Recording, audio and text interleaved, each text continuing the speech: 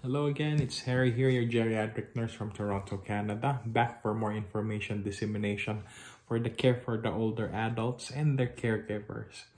Tonight, I just wanted to discuss briefly something about vision and hearing, something that is very important to maintain as one ages. Because if you can hear and see well, then you're better able to connect with others and the environment, which is very good for keeping cognition. Um, it's very important to prevent things, so make sure that you're doing your regular checkups so that your doctors can find out any chronic conditions that there may be, so it can be managed accordingly. Sometimes some symptoms, signs and symptoms are worth in exploring further. Like for example, if there's any doubling of vision, blurring of vision, especially if it's just one-sided.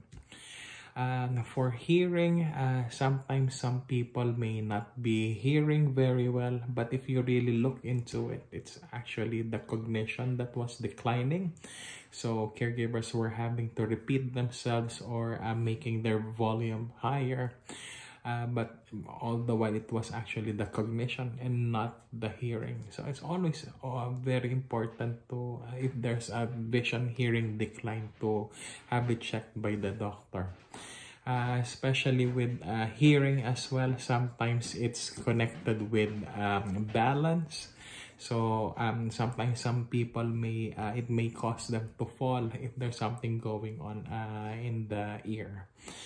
Like say for example, if there's ringing in the ears, if there's feeling of fullness in the ear, those are things that are good to explore further.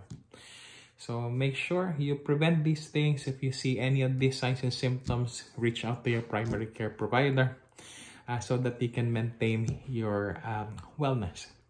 So that's it for tonight. Have a good one and hope everyone is well. Until next time.